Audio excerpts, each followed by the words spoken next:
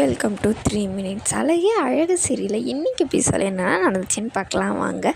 மறக்காமல் ஒரு சப்ஸ்கிரைப் பண்ணிட்டு பாருங்கள். மதியோட அப்பா அம்மாலாம் இன்னுமே மதி வரலையே, 6 மணி ஆச்சே அப்படின்னு சொல்லிட்டு, எதுக்கு அவள் காலேஜுக்கு போகணும், நேற்றுக்கு தான் அவ்வளோ பெரிய பிரச்சனையாச்சே அப்படின்றாங்க.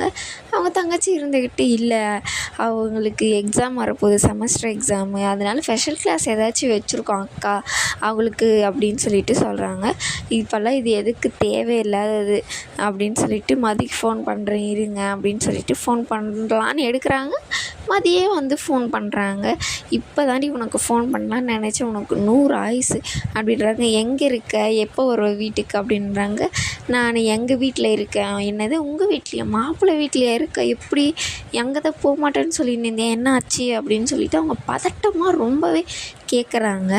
அவங்க இருந்துக்கிட்டு சொல்கிறாங்க, இல்லை நான் காலேஜுக்கு போயிட்டு இருந்தேன், அவர் வந்து என்னை வந்து கூட்டிகிட்டு வந்துட்டார், நானும் இதுக்கு மேலே பெரிய பிரச்சனை ஆகக்கூடாதுன்னு நினச்சிக்கிட்டு அவர் கூடயே போயிட்டோம்மா அப்படின்னு சொல்லிட்டு சொல்கிறாங்க. இல்லை தேவையில்லாத எதுக்கு மதி, இன்னொரு வாரம் நீ இங்கேவே இருந்திருக்கலாம் இல்லை அப்படின்னு சொல்லிட்டு கேட்குறாங்க.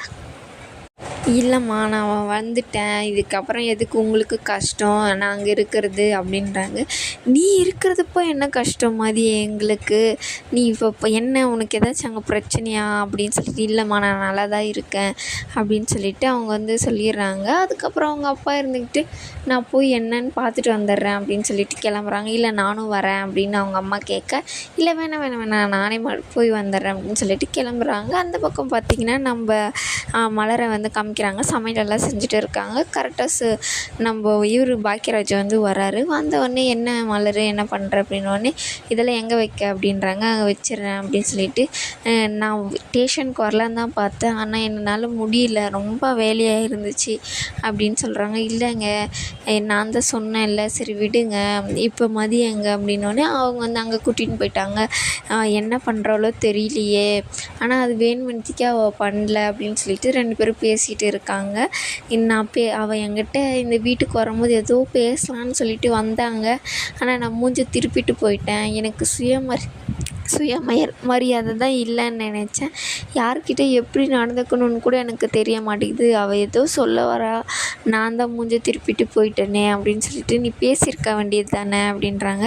இல்லை அவள் என்ன சொன்னது எனக்கு ரொம்ப கஷ்டமாயிருச்சு, அதனால தான் நான் இப்படி பண்ணிட்டேன் அப்படின்னு சொல்லிட்டு 2 பேர் பேசிகிட்டே இருக்கும்போது வந்து பார்த்திங்கன்னா லட்சுமி வந்து வராங்க. வந்தவொடனே எனக்கு கொஞ்சம் சுடுதண்ணி வேணும் மலர் அப்படின்னு சொல்லிட்டு கேட்டவுடனே பாக்கியராஜை பார்த்தோன்னே அழ ஆரம்பிச்சிடுறாங்க. எங்களை எடுத்துன்னு போய் ஸ்டேஷனில் நிற்க வச்சிட்டாடா, எனக்கு ரொம்ப கஷ்டமாயிருச்சு. இன்னும் சுரேஷ் அவள் என்ன நல்லா பண்ண காத்திருக்கலோ, எனக்கு ஒன்றுமே புரியலடா.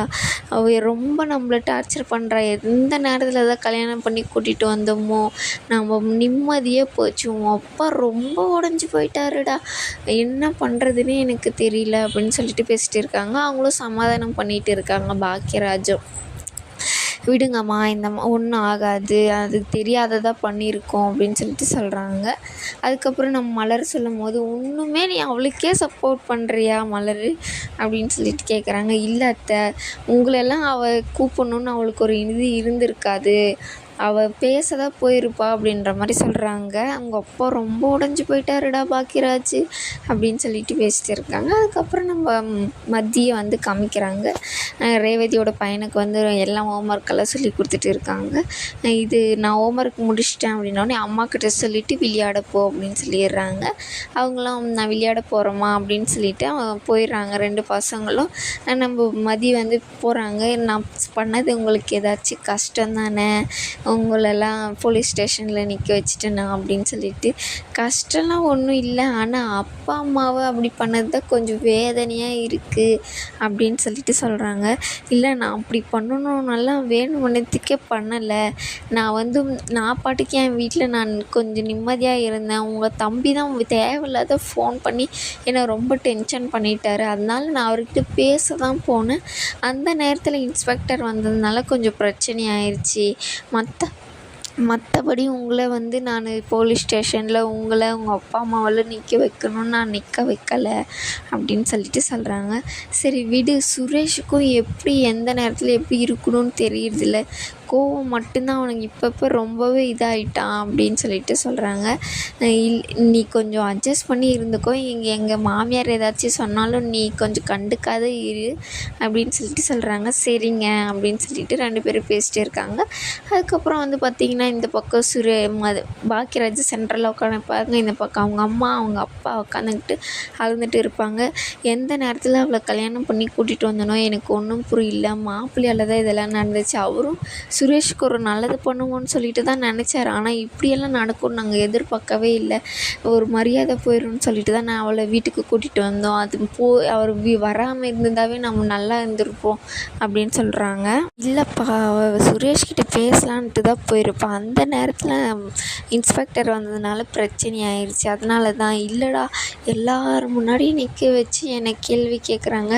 இன்னொரு டைம் இந்த பொண்ணுக்கு ஏதாச்சும் பிரச்சனை ஆச்சு உங்கள் குடும்பத்தவே தூக்கி உள்ள வச்சுருவேன் அப்படின்ற மாதிரிலாம் பேசிக்கிட்டாங்கடா.